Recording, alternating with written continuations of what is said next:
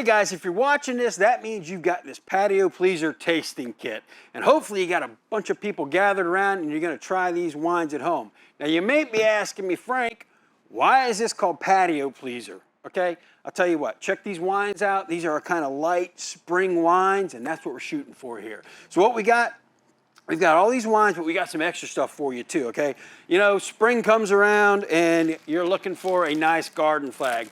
Well, this is in your kit too. So hopefully whoever's house you're at, they got this hanging up so you can see it. It says, "We make poor decisions" in Duplin Winery.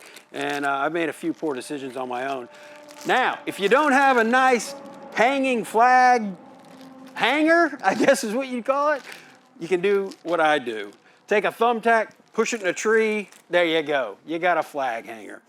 So now your next thing we're gonna do is, we've got a couple other things here. We've got our Muscadine pepper jelly. Now you ask yourself, what's pepper jelly got to do with spring?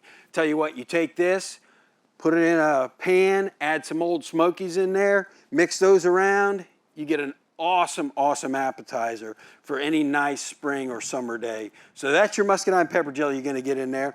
If your host hasn't made this, stop right now, go to the store, get some of those Old Smokies, make that, then come back, then do the wine tasting kit, okay? Because it's really good. Now, last thing you're gonna get in this, and I know my flag fell down, it's gonna happen. I'm outside, you're gonna be outside, your flag might fall down if you do it the old country way that I just did it. But what we're gonna do now is we've got this cool cup that you're gonna get. Now, this is one of those insulated cups that says "Life is Sweeter with Duplin." You can do either slushies in it. The slushies, you use the straw. If you want your wine to stay cold, if you're outside, this works great for your wine to stay cold too. So that's how I'm gonna use this today. So, we've talked about all that. You've got your tasting sheet here. Get that ready, and we're gonna try these wines right now. We're gonna start out first. This is one of our newest wines. It's called Orange Blossom. Now, you talk about a nice spring to summer wine. This is, I would say this is the greatest spring summer wine that we've made. It's got that orange taste to it. You get that muscadine flavor at first, and we're just gonna do a taste of it. But the great thing about it is, this is a sparkling wine too, okay? So that sparkle, you can do several things with this. You can either drink it straight, like we're gonna do right now, or if you like mimosas, this is a really good one. Add a little bit of orange juice to this. It makes a great orange juice mimosa on a Saturday morning when you're just kind of hanging out, but it's also good straight, just like this. So cheers, guys. Oh my gosh, that is good. That is a nice sweet wine. You're looking at about a 10% to 11% sugar content. You get that muscadine flavor at first. You get a hint of orange on the finish of that, which is what I love about that. And again, you want to make a good mimosa, orange juice mimosa, this is the one you want to use. Now that's going to bring us to our Sweet Lily. Sweet Lily, this is a white muscadine wine, and it is also a sparkling wine. So it's got a little bit of effervescence in there too. Now this is made with a blend of some of our white muscadine grapes. I'm going to pour that in here. Now you're not going to have any of that orange flavor in this at all. There's not going to, it's straight, those straight white muscadine wines. So this is going to have a nice muscadine taste to it with a little bit of that effervescence on the finish of this. So let's give that a taste.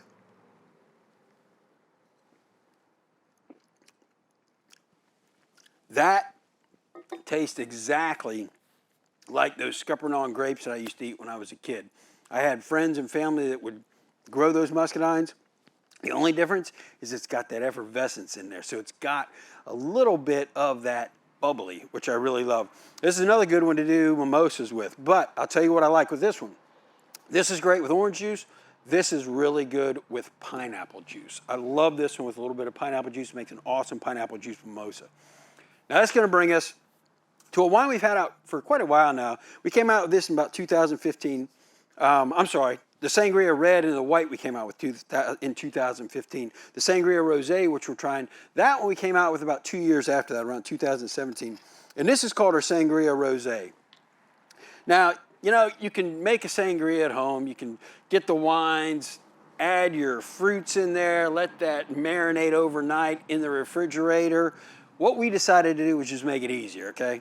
You got your wine, this is our Muscadine wine, and we've already added those fruits in there. So this has a little bit of pineapple, a little bit of mango, citrus flavor, you get a little bit of strawberry, and you get a little bit of everything in this. This is a real nice fruity wine. And if you want to add some of those flavors of actual fruit in there, you know, before you serve it, you can do that. This is really good. I like it with a little bit of strawberries in there. I add a little bit of banana. That gives it a cool flavor. Maybe a little bit of orange, but I really like the strawberry and banana in there. But this is our Sangria Rosé. It's got an awesome smell to it. So cheers, guys.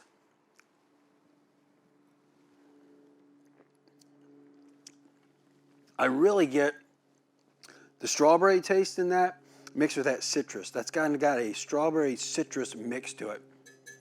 This is, out of the three of our sangrias, our red, our white, and our rosé, this rosé it's my favorite. Now, our last wine that we're going to try, this is called Sweet Caroline. Now, this is actually our sweetest wine that we make. These three wines that we just had, Sangria Rosé, Sweet Lily, and the Orange Blossom, those all are right around a 10 to 11% sugar content.